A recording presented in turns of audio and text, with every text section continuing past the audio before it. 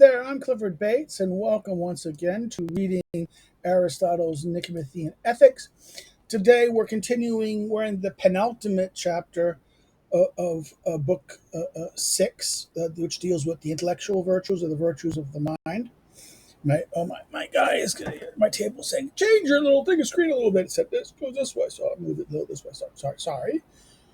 Center me on it. Can see that the new job. Last video, you probably said, "Hey, he's different. What's going on? Where's his beard?" This is the Easter look. Um, Today we're continuing at this. We ended a discussion of judgment, which then looked at what judgment was and tied things up and kind of gave us an ending. So now let's go look at this. This is now kind of a question. So let's look at chapter 12. But about these matters, someone might be perplexed as to why wisdom and prudence are useful. So the question of, well, how is prudence, and we discussed prudence and wisdom earlier, right? And how they differ from each other. What is that? Right, we ended it. But now the question is their usefulness. Why are these things useful?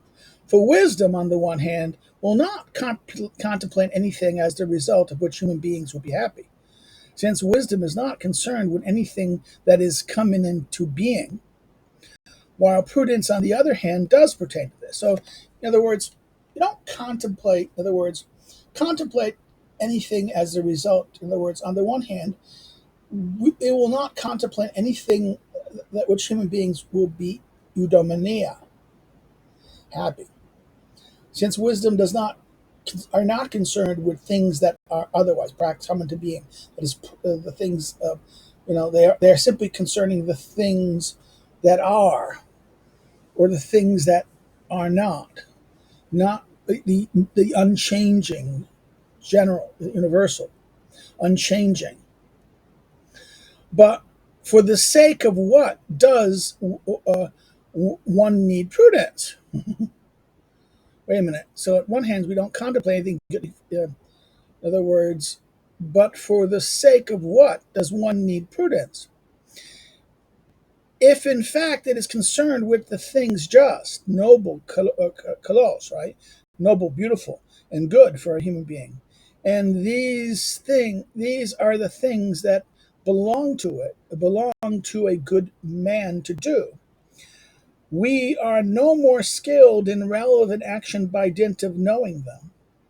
If, in fact, the virtues are characteristics, just as in the case of the things helpful or distinctive in good condition, all such things are said to exist, not simply as a result of one's doing something, but as the result of possessing the relative characteristic. So, if the question is it a character? Is it the It is not. Is it the question of not simply the one of doing, but having the characteristic? In other words, having the characteristic in that sense. It is if in fact the virtues are characteristics. But he kind of said there was more than characteristics earlier. But then, it returns us to a question: does it belong to knowing them? Right? Is it just merely about knowing them? Is prudence merely this? In other words, how if it concerns the things that are just. In fact, if it concerns the things that are just like kalos and agathos for a human being, and these things and these are the things it belongs to, right? It belongs to a good man to do. We are no more skilled in the relative action by dint of knowing them. So it's not a knowing, it's a doing, right?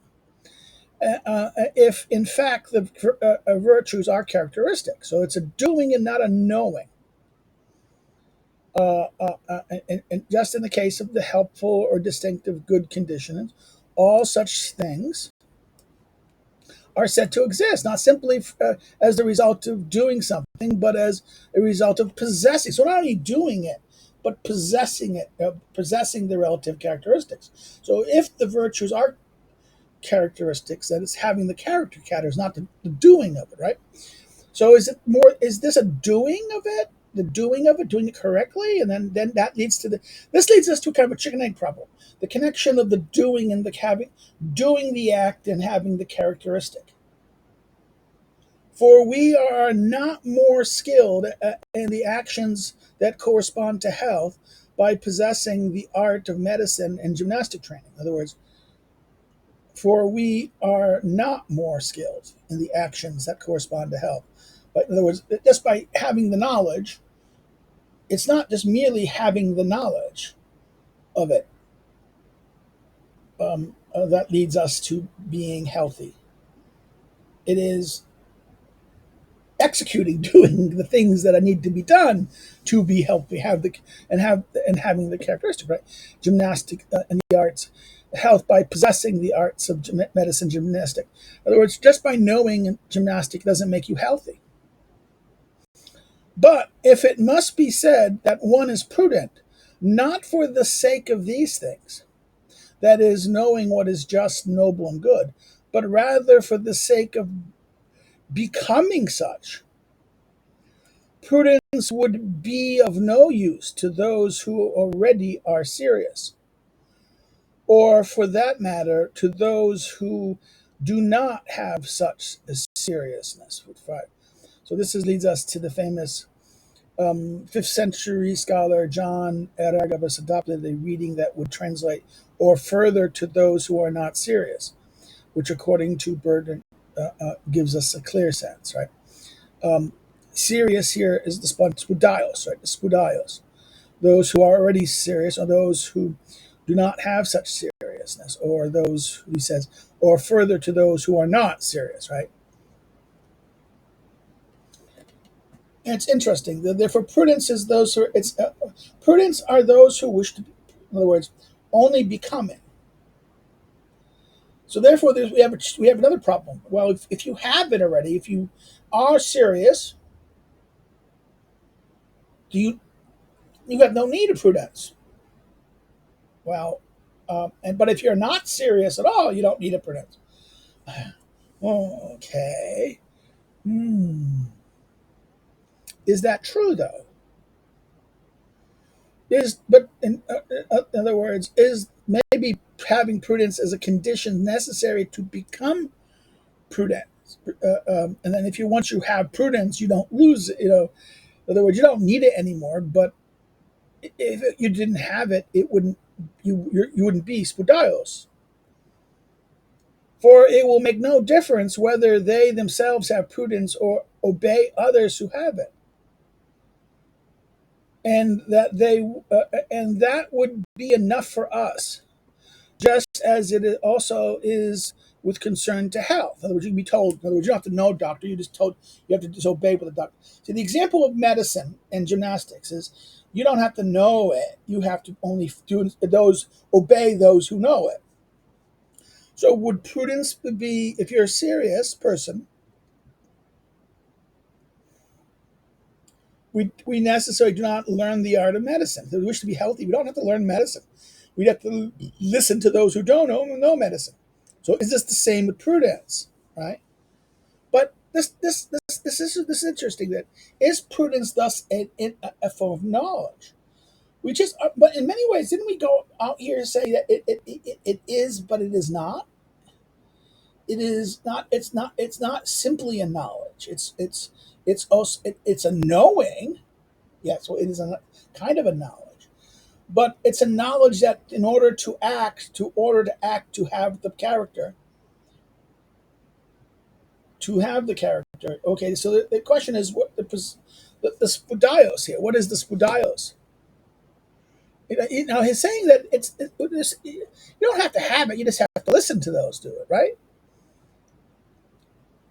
I am kind of thinking of the discussions of the three minds that Machiavelli talks about in his work. Where is it? It's the three minds. Where is it? It's secretaries. Yeah, in chapter 22, right? There are three kinds of brains, right?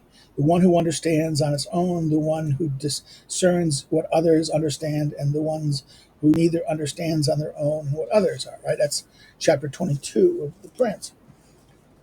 I, this is something similar, I think, because you don't need to know the doctor, but you can be. The question here is, isn't this kind of the three brain in that sense? The second brain, the first brain is the one who has prudence. The second brain is like the second person who doesn't have prudence. And in addition to these considerations, it would seem strange if prudence, although inferior to wisdom, will exercise greater authority than it. For what makes or produce each thing rules over and arranges it. So there's another thing. He's now suggesting that, okay, this is an objection. These are objections to this, philosophical objections to the discussion of prudence. This is what this is. This is the objections. So he's giving us kind of a Socratic objection. Oh, it can't be. Wisdom must be better. What good is it? You don't need it. If you're serious, you don't need it. You have it. You are it already, right? The question is it a characteristic, or is it a knowledge? It's not a knowledge. It's not. It's a characteristic, and a characteristic is not the doing, but having it, right? Um, that's what, and we get this weird discussion here about this, right? And considered to these considerations, it would seem strange that prudence would be, although inferior to wisdom, will exercise greater authority than it. For what makes or produces each thing rules over and arranges it, right? So it would be odd that this happens. So therefore, there's an apparent attack on prudence here, given what we've said before. So it is about these matters then that it is necessary to speak, right? For as things stand, only the perplexities about them have been erased. So far, only the perplexities, no answers. He's giving us things. So let's go about this. First, then with this is his this is question. This is kind of, we're getting very Thomistic here. We get the scholastic. We get something like scholasticism. Questions and questions or objections, and then responses. Right. The objections. We got the question about what prudence of that. Then we get the objections, and now we're getting the answers. First, then let us say that wisdom and prudence are necessary, choice-worthy in themselves. Both of them are choice-worthy in themselves, since each of them is a virtue of each part of the soul, even if neither one of them makes or produces anything. So therefore, they're part of the soul. They're virtue and prudence, wisdom and prudence are both parts of different parts of the soul. Each is they're both choice-worthy, since each of them is a virtue of each part of the soul, even if neither of them makes or produces anything. So they are they're choice-worthy in themselves because they are a part of a part of the soul. Each virtue is a virtue of each part of the soul, right? That's interesting. That's the two parts of the soul. Second, they do in fact make or produce something. So they do make something. They do in fact make or produce something. Not as the art of medicine produces health, but rather just as health produces health. So wisdom produces happiness. For wisdom, being part of the whole of virtue, makes one happy by being possessed and being possessed and being active. So therefore, is being part of the whole. So wisdom is being a part of the whole virtue, makes one happy by being possessed and being active. Further, the relevant work is completed in accord with prudence and moral virtue, or ethic. Ethic. In other words, Prudence, in other words, the turn to action. Further, the relevant work is completed in accord. In other words, the happiness, being happy. How are you happy? How is happiness obtained? Knowing happiness, what this engaging in wisdom is a kind of leads to a kind of happiness, because you're in a what?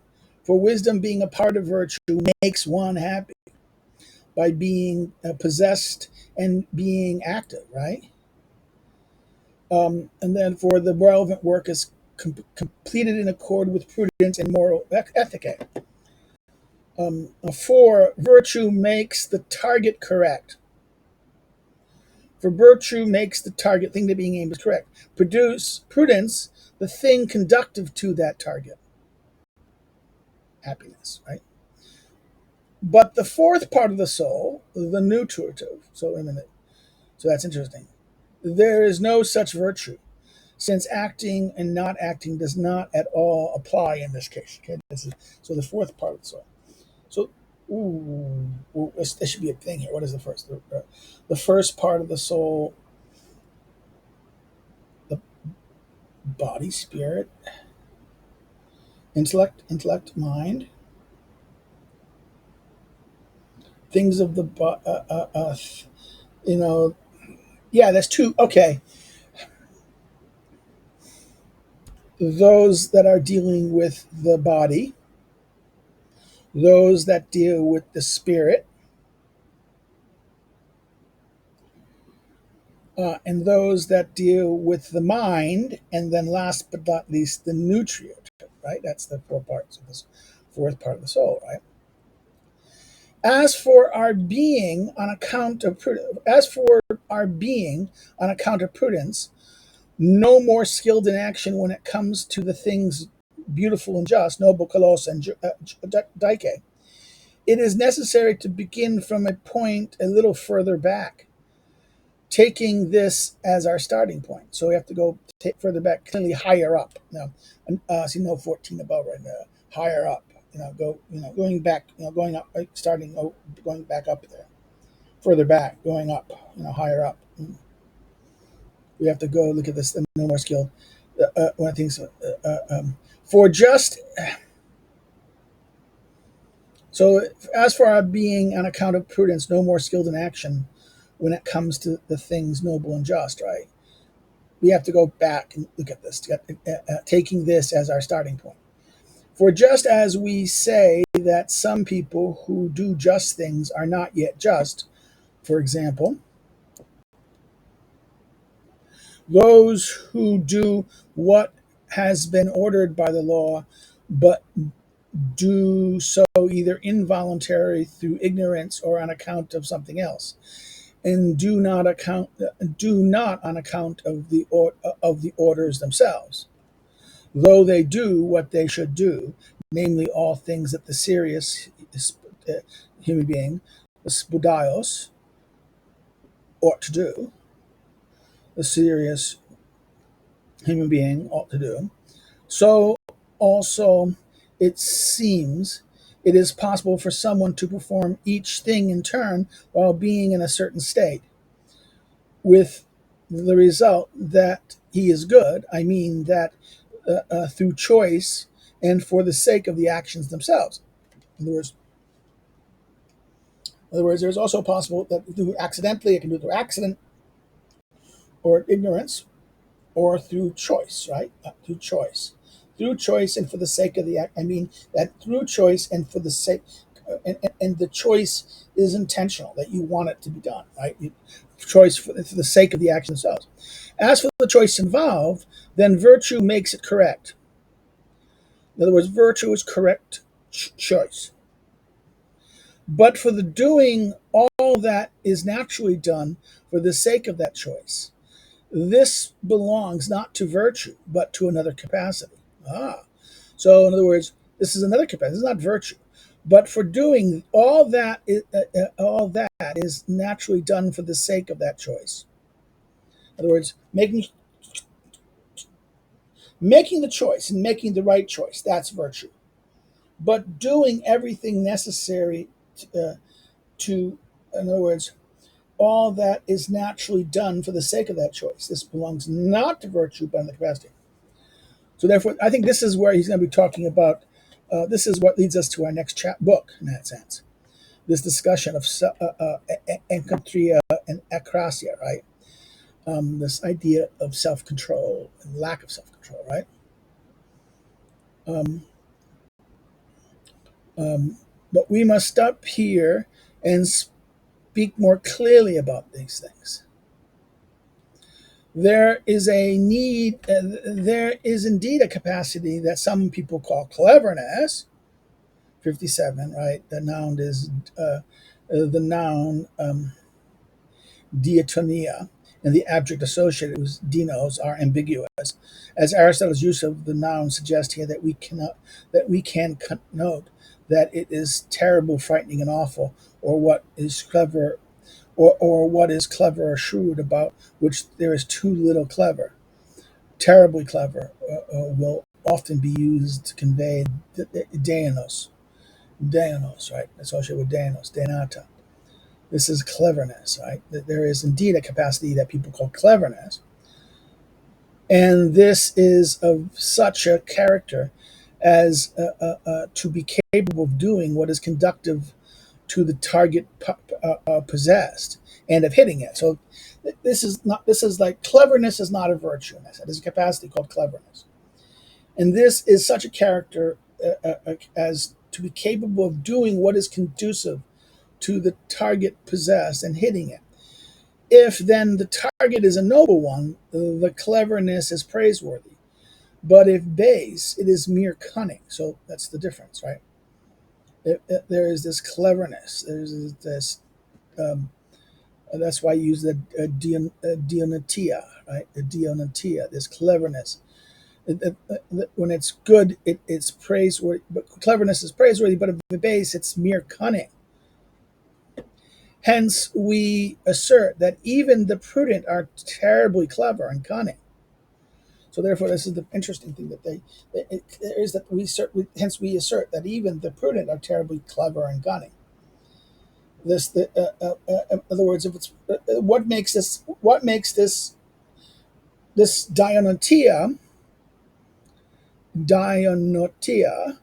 this cleverness, what makes it what it now? It depends. Its condition is.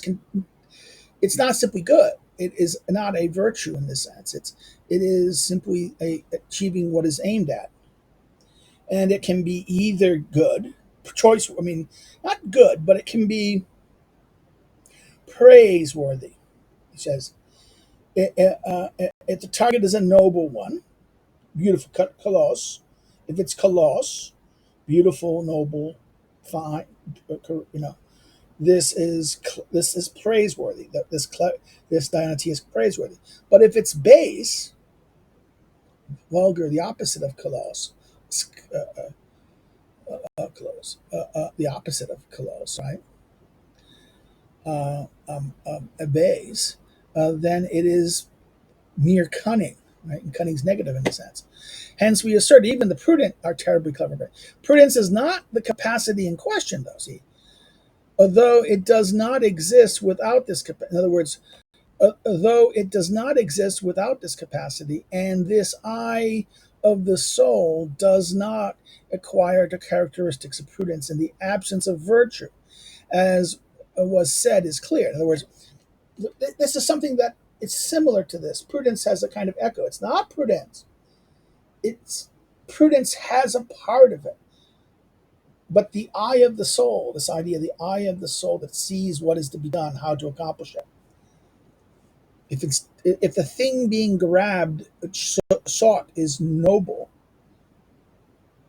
then it's praiseworthy. But if it's not, it's just cunning. So this is an interesting thing. There is a thing that's in other words, what distinguishes it from prudence is that prudence only does what is the good and noble.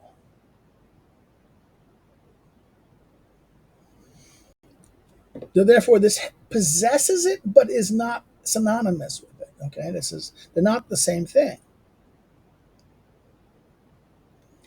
For the syllogism deals with the matters of action.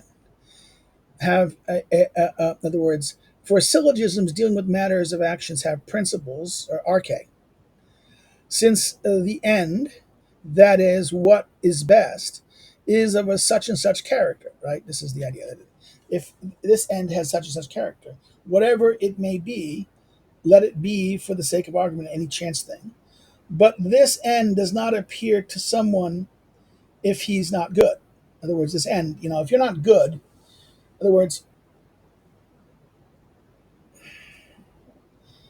the syllogism that deals with action is this: you got to see the action, right? You have to see the end, the starting point. Since the end is what is best, and for is of such and such character, whatever it may be, let it be seen for the sake of anything, right? But this end does not appear to someone if he's not good. He doesn't see it, doesn't notice it, can't see the end, can't see the end, how to, that end. For corruption, if he's not good, if he's not agathos. For corruption distorts and causes one to be mistaken.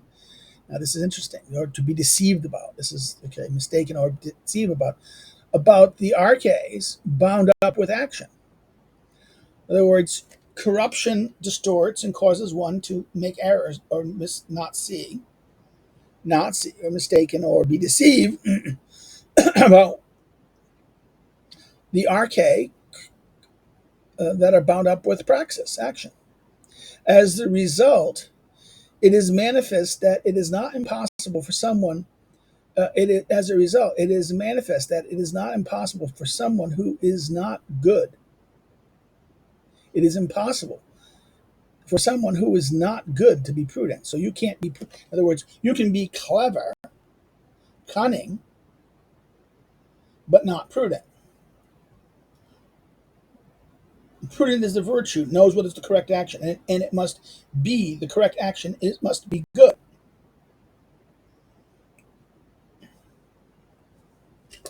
You know, being able to discern, and if you don't have, and I think this is what discerns prudence. In other words, this what happens if you're not prudent, but you make the right choice intentionally through this cleverness? You're not good. You're not a good person. You don't. You're not good, but you still do the right choice. You do the right thing in the right action in this case. You're clever. You hit the right thing, and the thing you're aiming towards is noble. You because you're not good. You are not good. You're corrupt. You don't see the proper end. Now, the question here is that maybe your cleverness discovered the end, proper end, and you did it.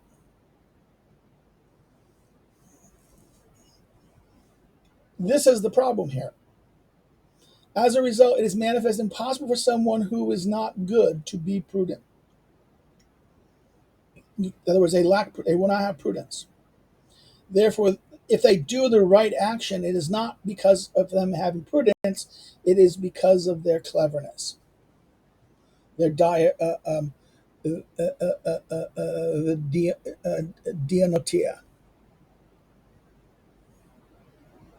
So that is important to understand that in that sense. If someone stumbles on the right action, it's not because they're prudent. If their character is not good, if they're corrupted, the corrupt person, the broken clock can hit the broken clock is right twice a day, right? In other words, they can stumble upon the correct action by either accident, at one level by mere accident, but at another level they might look at their cleverness, they might discern the proper end and how to achieve it, and they might done it for the wrong reason too. They might done the right action, but not for the right reason in that sense. So the action may be good, but their reasoning for do it was completely wrong. Okay, that's not prudence. Remember, prudence is not only doing the right answer; it is not doing the right thing. It's doing it the right thing in the right way, the right and the right cause and right reasoning, the right purposes, right? Right way, right dimension, right. So therefore, what happens when someone has none of those reasons but still gets the answer correct and does deliver the good action? And it's not, and they do so, and they intended to bring this about. The why they may have been doing it may be completely different and corrupt, but the thing they produce, the thing they do is good, right? It's not, therefore they're not good, but the action they do is good. It's because they're not good. They lack the capacity. They don't have the capacity to be prudent because they don't know. In other words, they lack the intellect, and the natural intellect in that sense is not in them to see what is the correct answer and to act. That I have is the soul in that sense. So let's stop here. If you have any comments or questions, please put them in the link down below in the comment section. If you like this, hit the like button. Please hit the like button if you like this video. If you've not liked the video, okay, I understand. You can always say don't, but say why in the comments. Again, share it if you liked it. Share it or share it with your friends. Share it in your social media. Share it far and wide. The more you do this, the more you like it, and you do it, and you share it, it increases the algorithm, and affects the algorithm, improves us and our and noticeability in this on this hard Google's algorithm monstrosity. Um, Another thing you can do is, if you're not subscribed, please subscribe. Again, more people, as subscriptions increase, therefore, this also affects the algorithm. And if you know someone who would be interesting, bring them to the channel, introduce them to the channel, and to see that and encourage them to subscribe. So the more we grow, I want to hit 500 soon. I want to get, we're getting mobility. I like to get to the 500 marker, and if I get the 500 marker, I'll throw a special video for that. Um, Another thing we can do is, if you want to follow me on social media, my links to social media links are below. If you want to know more about, if I want to know more about me as a scholar, as a teacher, and see my scholarship and research, you can follow my academic social media links. The links are below. Another way, if you want to help me to do what I do, right? You can do so by through contributions through Subscribestar, Patreon. The links are below that. Or if you want to help another way, you can buy one of my books. The books that are currently available, are listed below. You can order it through your local bookstore or bookseller, or you can go online to an online bookseller, like Amazon, Barnes and Noble, whatever, different ones. It used to be Libris and other things like that. Use those booksellers in that sense to order the book. If you want to order directly through the publisher, some of them can do it more easy than others. But particularly if you're going to be using the Notebook for Aristotle book of studying that, I would recommend going to Lulu, because I will get the profit that the bookstores get. Well, that's it. That's it for today. Next week, next session, we will look at the last chapter in book 6. And so have a good day. Take care. Bye-bye.